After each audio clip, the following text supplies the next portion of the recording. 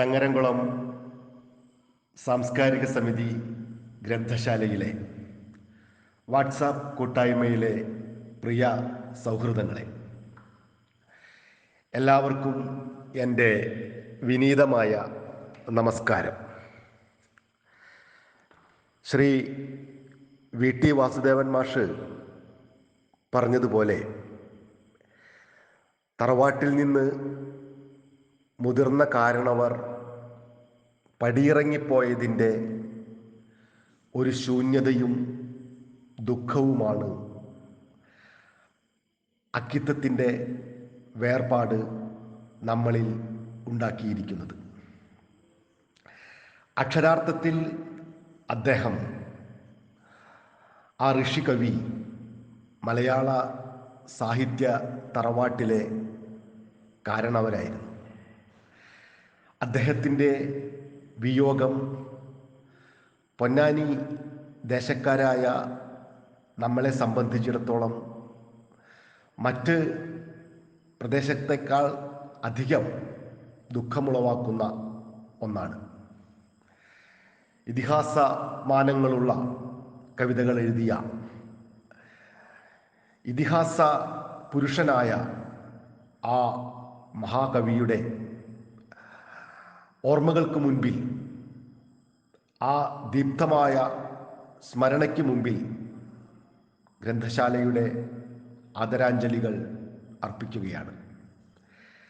അദ്ദേഹത്തിന് ജ്ഞാനപീഠ പുരസ്കാരം ലഭിച്ച വേളയിൽ ഗ്രന്ഥശാല ഭാരവാഹികളും സെക്രട്ടറിയും പ്രസിഡന്റും എക്സിക്യൂട്ടീവ് അംഗങ്ങളായ ശ്രീ കെ ഉണ്ണികൃഷ്ണൻ, എം ബഷീർ, അതുപോലെ തുളസി, രാജചന്ദ്രൻ,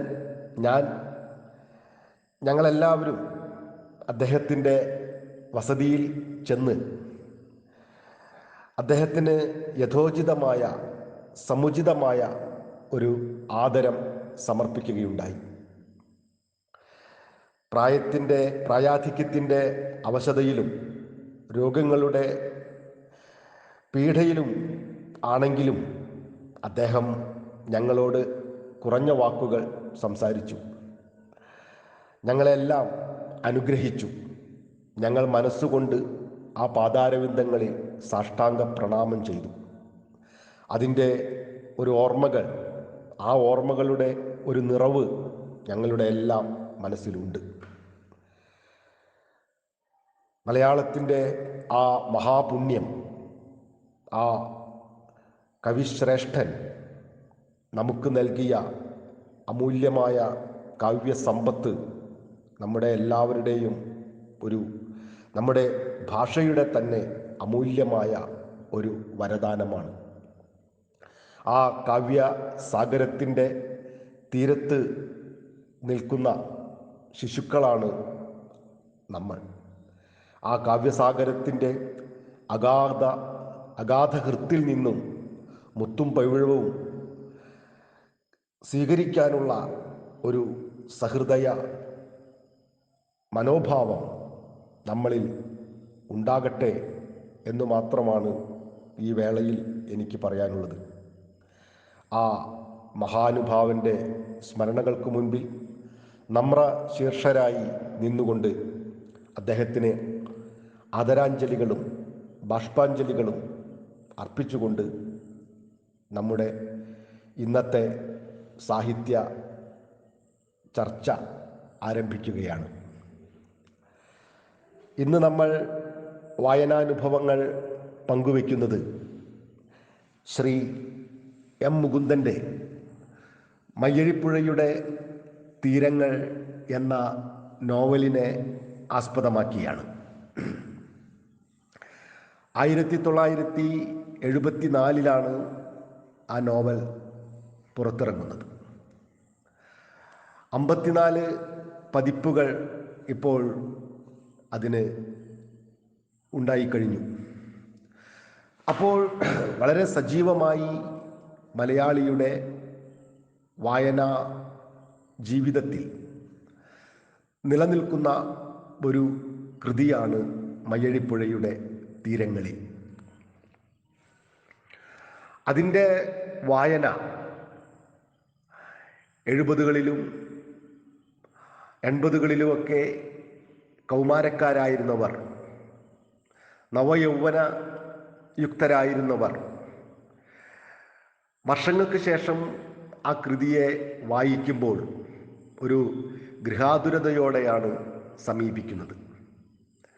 തങ്ങളുടെ പഴയ തറവാട്ടിലേക്ക് പതിറ്റാണ്ടുകൾക്ക് ശേഷം വരുമ്പോൾ അതിൻ്റെ കിളിവാതിലുകളും വാതായനങ്ങളും തുറന്ന് ഉള്ളിലേക്ക് പ്രവേശിക്കുന്ന ഒരനുഭവമാണ് മയ്യഴിപ്പുഴയുടെ തീരങ്ങൾ എന്ന നോവൽ പതിറ്റാണ്ടുകൾക്ക് ശേഷം വായിക്കുമ്പോൾ ഉണ്ടാകുന്നത്. ഗൃഹാതുരത്വം കലർന്ന ഓർമ്മകളാണ് മയ്യഴിപ്പുഴ നമ്മിൽ ഉണ്ടാക്കുന്നത്. അതിലെ ദാസൻ്റെയും ചന്ദ്രികയുടെയും പ്രണയം പുതിയൊരു ലോകം കെട്ടിപ്പടുക്കുന്നതിന് വേണ്ടി വിപ്ലവത്തിൻ്റെ മാർഗം സ്വീകരിച്ച ചെറുപ്പക്കാരൻ്റെ ജീവിതം, ആ മയ്യഴിപ്പുഴയുടെ തീരത്തിരുന്ന് പുതിയ ലോകത്തെ സ്വപ്നം കണ്ടിരുന്ന ദാസൻ. ഈ ദാസൻ അക്കാലത്തെ ചെറുപ്പക്കാരുടെ ഉള്ളിൽ ഉള്ള ഒരു രൂപമായിരുന്നു. അന്നത്തെ കാലത്ത് യുവത്വം സ്വപ്നങ്ങൾ കാണാൻ ആഗ്രഹിച്ചിരുന്നവരായിരുന്നു. അവരുടെ സ്വപ്നം കേവലം വൈയക്തികമായിരുന്നില്ല. സ്വന്തം ജീവിതത്തിൻ്റെ ഉയർച്ചയോ സ്വന്തം ജീവിതത്തിൻ്റെ സുഖ സൗകര്യങ്ങളോ ആയിരുന്നില്ല അന്ന് കുറേ ചെറുപ്പക്കാരെങ്കിലും സ്വപ്നം കണ്ടിരുന്നത്. അവർ ഉച്ചനീചത്വങ്ങളില്ലാത്ത സ്ഥിതി സമത്വമുള്ള ഒരു പുതിയ ലോകത്തെ വിഭാവനം ചെയ്തിരുന്നു. അങ്ങനെയുള്ള നായകന്മാരെ അക്കാലത്തെ നോവലുകളിൽ നമുക്ക് കാണാൻ കഴിയും. അങ്ങനെയുള്ള കുറേ ചെറുപ്പക്കാർ ജീവിതത്തിൻ്റെ സൗഭാഗ്യങ്ങളെല്ലാം ഉപേക്ഷിച്ച് ജയിലറകളിലേക്കും ആത്മഹത്യയിലേക്കും കൊടിയ ജീവിത ദുരന്തങ്ങളിലേക്കുമെല്ലാം നടന്നുപോയതിൻ്റെ സ്മരണകൾ ഈ നോവൽ വായിക്കുമ്പോൾ നമ്മിൽ അനുരണനം ചെയ്യും. അങ്ങനെയുള്ള ഒരു ജീവിതമാണ് ഈ നോവലിലെ നായകനായിട്ടുള്ള ദാസൻ്റെയും. ദാസൻ ഈ നോവലിൽ ചന്ദ്രികയുടെ അമ്മയായ ലീലേടത്തിയോട് പറയുന്നുണ്ട്, ഞാൻ സ്വയം കത്തുന്ന ഒരു മനുഷ്യനാണ്. എന്നെ സ്നേഹിക്കുന്നവരെ, എന്നോട് അടുപ്പമുള്ളവരെ എല്ലാം ആ അഗ്നി ചാമ്പലാക്കി കളയും. അങ്ങനെ സ്വയം കത്തിയെരിഞ്ഞ് ചുറ്റിലുമുള്ളവരെയും ചാമ്പലാക്കുന്ന ഒരു ജീവിതമാണ് എൻ്റേത്. അതുകൊണ്ട് എന്നെ സ്നേഹിക്കുമ്പോൾ സൂക്ഷിക്കണം. അങ്ങനെ ആത്മാവിൽ അഗ്നിയുമായി സദാ സഞ്ചരിച്ച ആ ചെറുപ്പക്കാരൻ്റെ ജീവിതം പകർത്തുന്നതോടൊപ്പം തന്നെ എം മുകുന്ദൻ മയ്യഴി എന്ന പ്രദേശത്തിൻ്റെ ചരിത്രവും സാമൂഹിക ജീവിതവും ഒക്കെ അടയാളപ്പെടുത്തുന്നുണ്ട് മയ്യഴിപ്പുഴയുടെ തീരങ്ങളിൽ എന്ന നോവലിൽ. കേരളത്തിലെ മറ്റ് പ്രദേശങ്ങളെ അപേക്ഷിച്ച് കുറേ സവിശേഷതകളുള്ള ഒരു ചെറിയ പ്രദേശമാണ് മയ്യഴി, പുതിയ കാലത്തെ മാഹി. ഒരു പഞ്ചായത്തിൻ്റെ അത്ര വിസ്തൃതിയെ മാഹിക്ക് ഉള്ളൂ. പക്ഷേ സാംസ്കാരികമായും ചരിത്രപരമായും ഒരുപാട് സവിശേഷതകൾ ആ പ്രദേശത്തിനുണ്ട്. ഫ്രാൻസിൻ്റെ അധീന പ്രദേശമായിരുന്നു അത്. അവിടെ കുറേ മനുഷ്യർ സങ്കരവർഗക്കാരായിരുന്നു.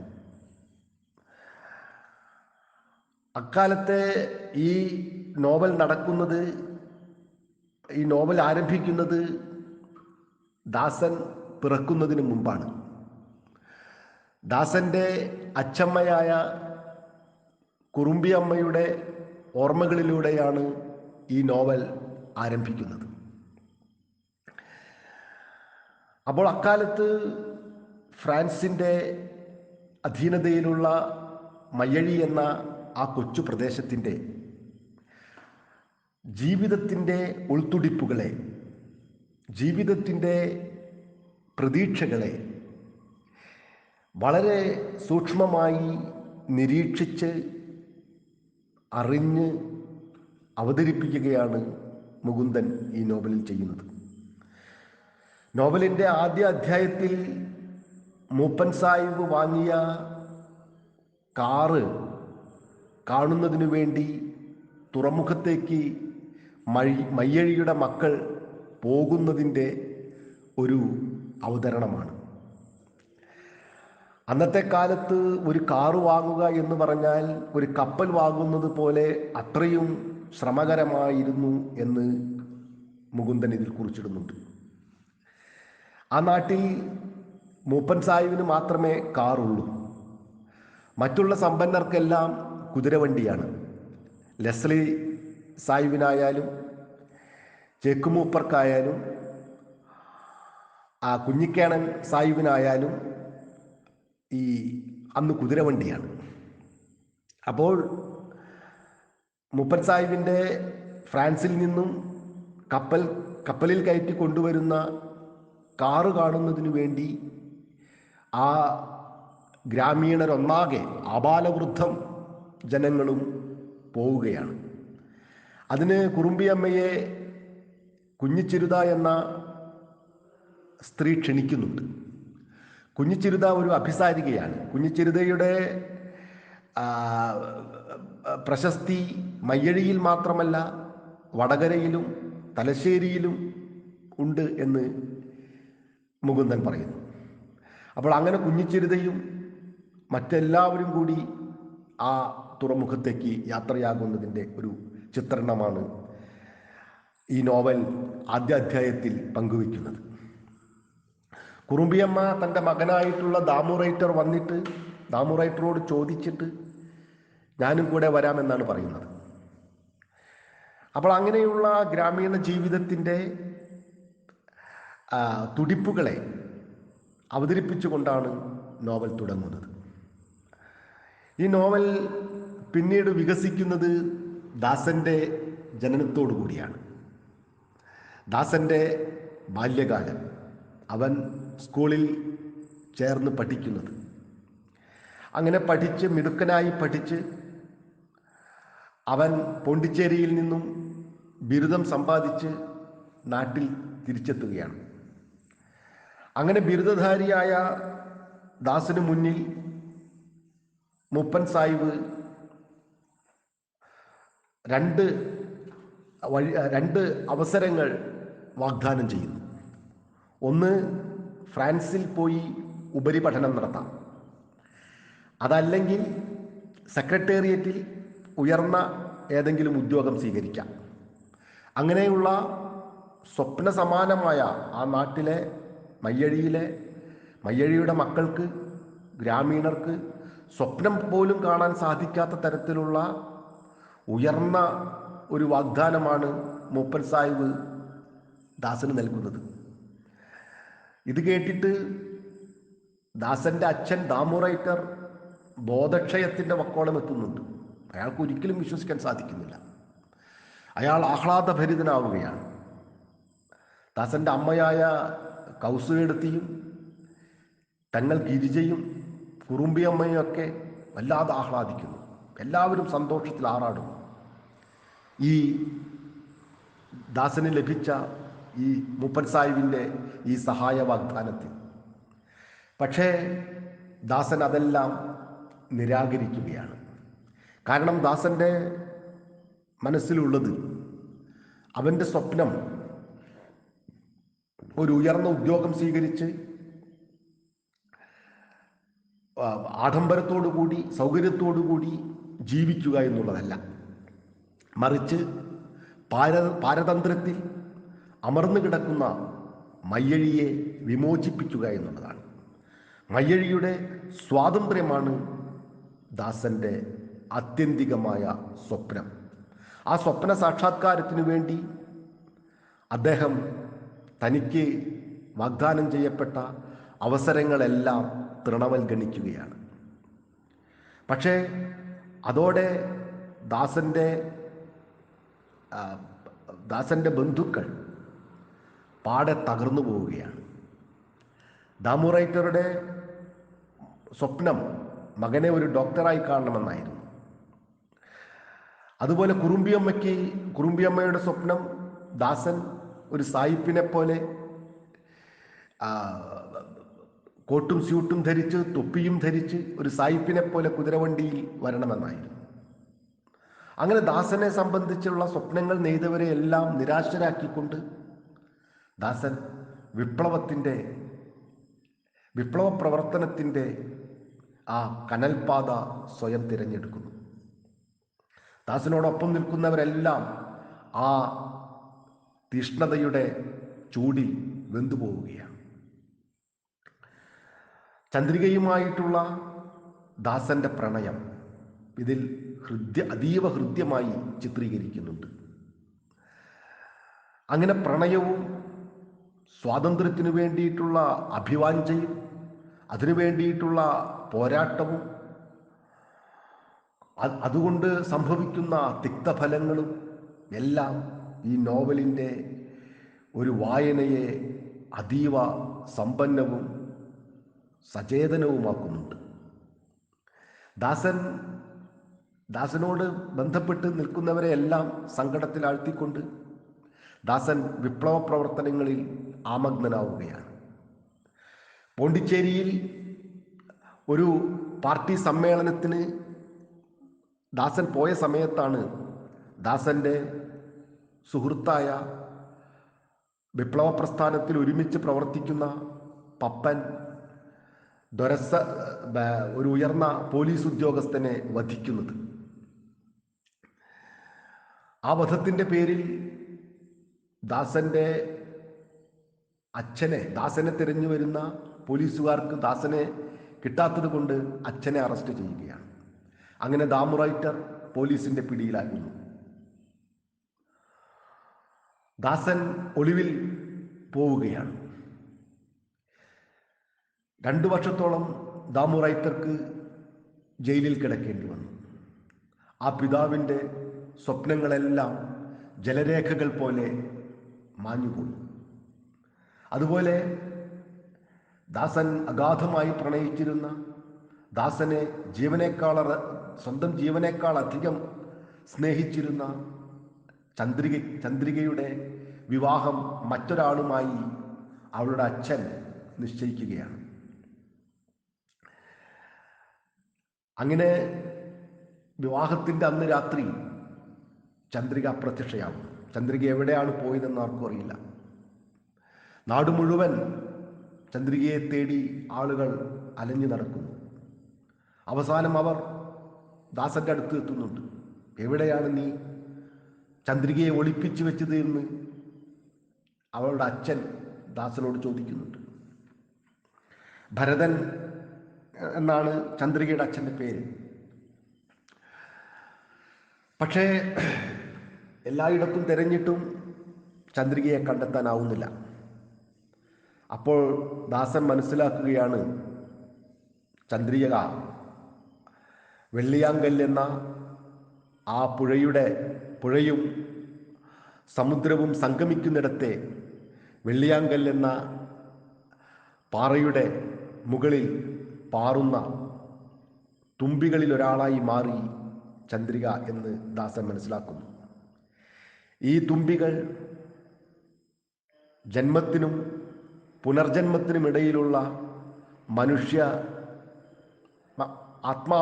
മനുഷ്യൻ്റെ ആത്മാവിൻ്റെ വിശ്രമ സങ്കേതമാണ് എന്ന് കുറുമ്പിയമ്മ ദാസന് പറഞ്ഞു കൊടുത്തിട്ടുണ്ട്. വെള്ളിയാങ്കല്ലിൽ പാറുന്ന തുമ്പികൾ വെറും തുമ്പികളല്ല, അത് മനുഷ്യരുടെ ആത്മാക്കളാണ്. അങ്ങനെ ജനിമൃതികൾക്കിടയിലുള്ള ആ ഇടവേളകളിൽ മനുഷ്യർ തുമ്പികളായി പരിണമിക്കുന്നു. അവരുടെ ആത്മാക്കൾ തുമ്പികളായി പാറുന്ന വെള്ളിയാങ്കല്ലിൽ തൻ്റെ പ്രിയ കാമുകിയും ഒരു തുമ്പിയായി പരിണമിച്ചു എന്ന് ദാസൻ മനസ്സിലാക്കുന്നു. പിന്നീട് ആ ദുരന്തത്തിൽ നിന്ന് ചന്ദ്രികയുടെയും തൻ്റെ കുടുംബാംഗങ്ങളുടെയും എല്ലാം ദുരന്തത്തിൽ നിന്ന് കരകയറാൻ ദാസന് സാധിക്കുന്നില്ല. മുകുന്ദൻ്റെ ചില കഥാപാത്രങ്ങളുടെ ഒരു പൊതു സ്വഭാവമാണ് അവരുടെ ജീവിതങ്ങളിൽ സംഭവിക്കുന്ന കനത്ത ആഘാതം. വെള്ളിടി പോലെ അവരുടെ ജീവിതത്തിൽ സംഭവിക്കുന്ന ആ ആഘാതങ്ങളിൽ നിന്ന് അവർക്ക് പിന്നെ കരകയറാൻ സാധിക്കുന്നില്ല. പൂർവകാല സ്മരണകളെ അയവിറക്കിക്കൊണ്ട് അവർ ജീവിക്കുകയാണ്. അവർ ജീവച്ഛവങ്ങളെപ്പോലെ ജീവിതം കഴിച്ചു കൂട്ടുകയാണ് മരണം വരെ.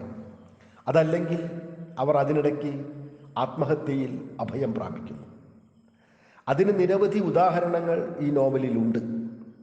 ഗസ്തോൻ സായിവ് എന്ന ഒരു കഥാപാത്രം ഇതിലുണ്ട്. അദ്ദേഹം വിവാഹം കഴിഞ്ഞതിൻ്റെ 3-4 ദിവസങ്ങൾക്ക് ശേഷം നവവധുവിനെ ഉപേക്ഷിച്ച് സ്വന്തം വീട്ടിലേക്ക് തിരിച്ചു വരികയാണ്. മെസ്സി മദാമയുടെയും ലെസ്ലി സായിബിൻ്റെയും 2 മക്കളിൽ ഇളയവനാണ് ഗസ്തോൻ സായിബ്. അങ്ങനെ നവവധുവിനെ ഉപേക്ഷിച്ചു വന്ന ഗസ്തോൻ സായിബ് തൻ്റെ മാളികയുടെ മുകളിലുള്ള ഒരു മുറിയിൽ കയറി വാതിലടച്ച് ഇരിക്കുകയാണ്. പിന്നീട് ഒരിക്കലും ആ ചെറുപ്പക്കാരൻ ഈ മുറിക്ക് പുറത്തിറങ്ങുന്നില്ല. വളരെ സമർത്ഥനായിട്ടുള്ള, സുന്ദരനായിട്ടുള്ള, പഠിക്കാൻ മിടുക്കനായിട്ടുള്ള ദാസന്റെ ഉറ്റ സുഹൃത്തായിരുന്നു ഗസ്തോൻ സായിബ്. ദാസന്റെ അച്ഛനായിട്ടുള്ള ദാമു റൈറ്ററുടെ ഉറ്റ സുഹൃത്തായിരുന്നു ഗസ്തോൻ സായിബ്. അപ്പം അങ്ങനെയുള്ള ഗസ്തോൻ സായിബ് തൻ്റെ വൈവാഹിക ജീവിതത്തിൽ സംഭവിച്ച പരാജയം നിമിത്തം, ആ കുറ്റബോധം കൊണ്ട്, ആ അപകർഷതാബോധം കൊണ്ട് വീടിൻ്റെ മുകളിലുള്ള മുറിയിൽ ഒരു ജീവിതകാലം മുഴുവൻ ഏകാന്തമായ തടവ് അനുഭവിക്കുകയാണ്, സ്വയം അനുഭവിക്കുകയാണ്. ഷണ്ടൻ സായിബ് എന്നാണ് ഗസ്തോൻ സായിബിനെ പിന്നീട് മയ്യഴിയുടെ മക്കൾ വിളിക്കുന്നത്. കുറേ നാളുകൾ അങ്ങനെ ആ മുറിക്കുള്ളിൽ കഴിഞ്ഞപ്പോൾ ഒരു ദിവസം ഒരു പാതിരാവിൽ ഗസ്തോൻ സാഹിബിൻ്റെ മുറിയിൽ നിന്ന് മയ്യഴി മക്കൾ ഒരു ഗിറ്റാർ വാദനം കേൾക്കുന്നുണ്ട്. ആ മനുഷ്യൻ്റെ ആത്മാവിനേറ്റ മുറിവുകളുടെ ചോരയൊലിക്കുന്ന സംഗീതമായിരുന്നു അത്.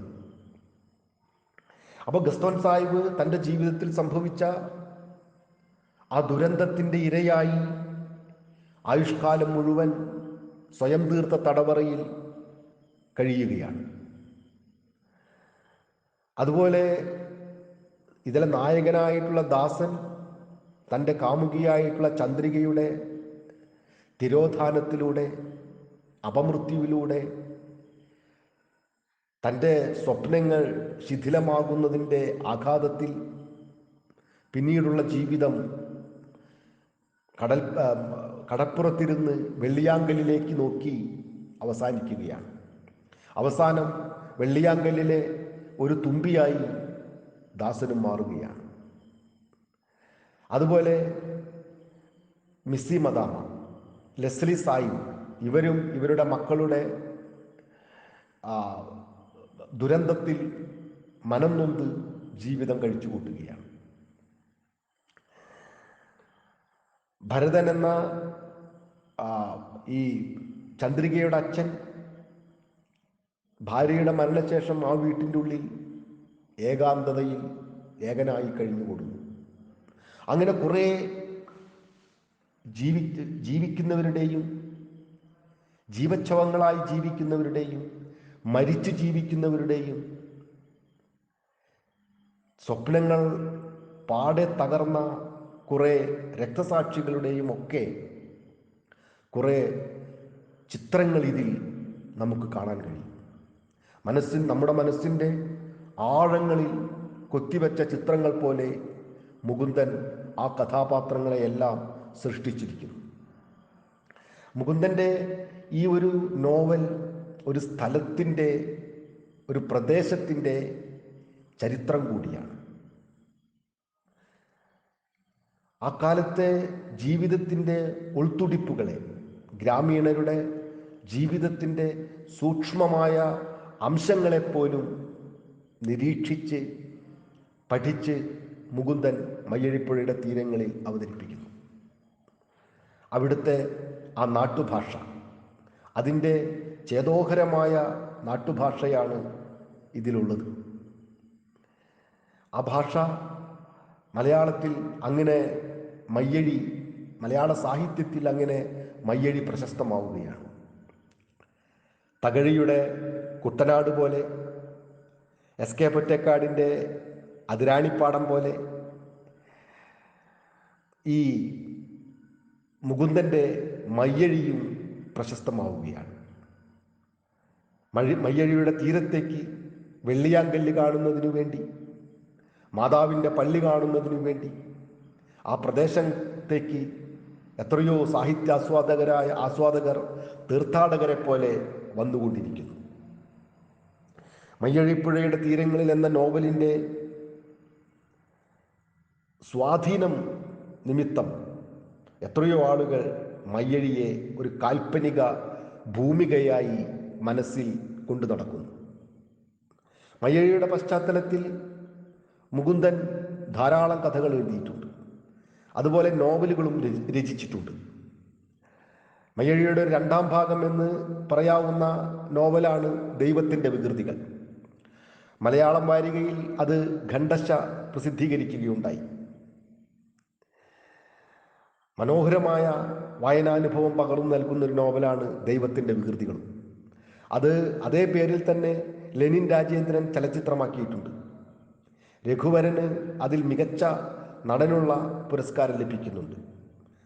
മഗ്ഗിമദാമായി അവതരിപ്പിച്ച ശ്രീവിദ്യയ്ക്ക് സംസ്ഥാന പുരസ്കാരം ലഭിച്ചിട്ടുണ്ട് എന്നാണ് എൻ്റെ ഓർമ്മ. അതുപോലെ തന്നെ ഈ അടുത്ത കാലത്ത് വന്ന മുകുന്ദൻ്റെ 2 നോവലുകൾ, കുട നന്നാക്കുന്ന ചോയി, നൃത്തം ചെയ്യുന്ന കുടകൾ, ഈ നോവലുകളുടെയും പശ്ചാത്തലം മയ്യഴി എന്ന പുതിയ കാലത്തെ മാഹിയാണ്.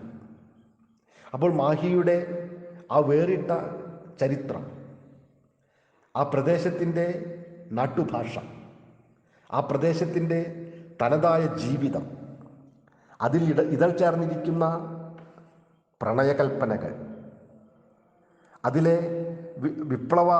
വിപ്ലവത്തിന് വേണ്ടിയിട്ടുള്ള പോരാട്ടങ്ങൾ, ഇങ്ങനെ പല ഘടകങ്ങൾ കൊണ്ട് മയ്യഴിപ്പുഴയുടെ തീരങ്ങൾ എന്ന നോവൽ മലയാള നോവൽ സാഹിത്യത്തിൽ ഉജ്ജ്വലമായി നിൽക്കുകയാണ്.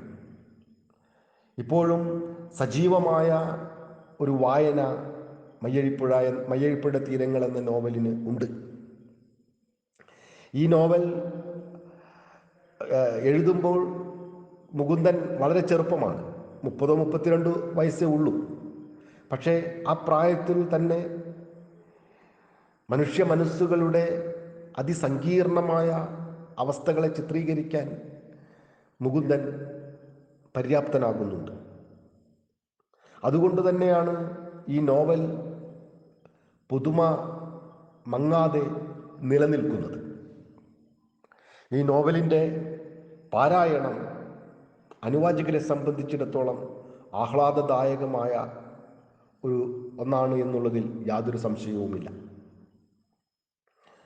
മയ്യഴിപ്പുഴയുടെ തീരങ്ങൾ മുന്നോട്ട് വയ്ക്കുന്ന ഒരു പ്രത്യയ ശാസ്ത്രം ഉണ്ട്.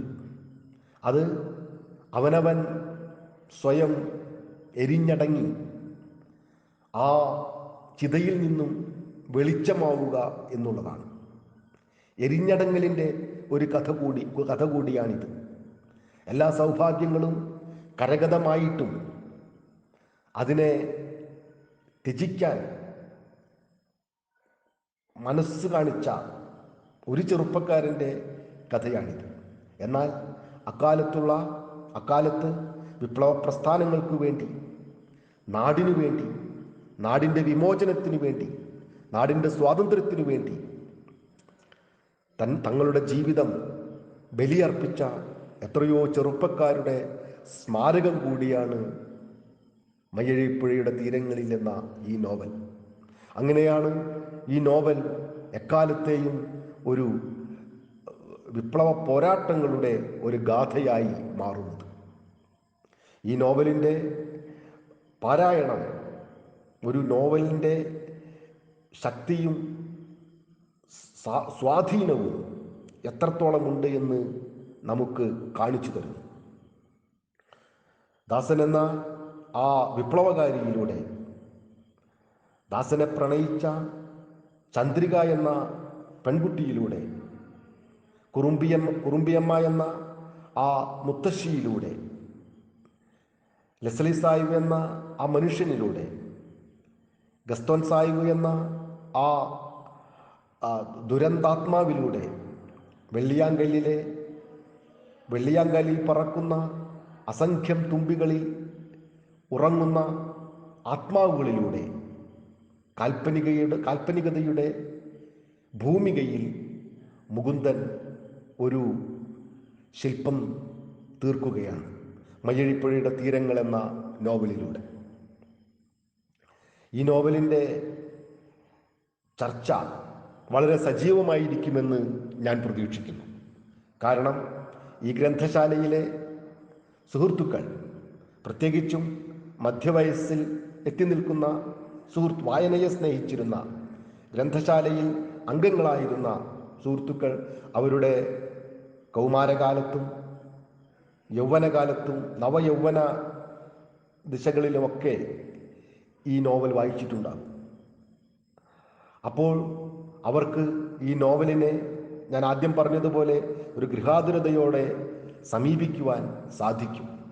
അവർ ഈ നോവൽ ചർച്ചയിൽ വളരെ സജീവമായി പങ്കെടുക്കുമെന്ന് ഞാൻ പ്രതീക്ഷിക്കുന്നു. ഈ ചർച്ചയിൽ പങ്കെടുക്കാൻ ഈ നോവൽ വായിച്ചവരും ആ നോവലിൻ്റെ വായനാനുഭവങ്ങൾ മനസ്സിൽ തങ്ങി നിൽക്കുന്നവരുമായ എല്ലാ സുഹൃത്തുക്കളെയും ഈ നോവൽ ചർച്ചയിൽ പങ്കെടുക്കുന്നതിന് വേണ്ടി ഞാൻ വളരെ സന്തോഷപൂർവ്വം സ്വാഗതം ചെയ്യുന്നു. ഇതിൻ്റെ ഈ നോവൽ ചർച്ചയുടെ വായനാനുഭവങ്ങളുടെ അവലോകനം നിർവഹിക്കുന്നത് നമ്മുടെ ഈ നോവൽ ഈ സാഹിത്യ ചർച്ചയിൽ സജീവമായ സാന്നിധ്യമായ ശ്രീമതി എ വത്സല ടീച്ചറാണ്. വത്സല ടീച്ചറെ ഞാൻ വളരെ സന്തോഷപൂർവ്വം സ്വാഗതം ചെയ്യുന്നു. ഇതിൻ്റെ പ്രസിഡൻ്റായിട്ടുള്ള ശ്രീ എം ശ്രീധരൻ, ഇതിനെ മുന്നോട്ട് നയിക്കുന്ന സെക്രട്ടറി ശ്രീ എം ഉണ്ണികൃഷ്ണൻ തുടങ്ങി എല്ലാ സുഹൃത്തുക്കളെയും ഒരിക്കൽ കൂടി സ്വാഗതം ചെയ്തുകൊണ്ട് മയ്യഴിപ്പുഴയുടെ തീരങ്ങൾ എന്ന മനോഹരമായ നോവലിനെ പരിചയപ്പെടുവാൻ ആഗ്രഹിക്കുന്നവർക്ക് ഈ നോവൽ ചർച്ച ഒരു ദിശാമാർഗമായി തീരട്ടെ എന്ന് ആശംസിച്ചുകൊണ്ട് നിർത്തുന്നു. നന്ദി, നമസ്കാരം.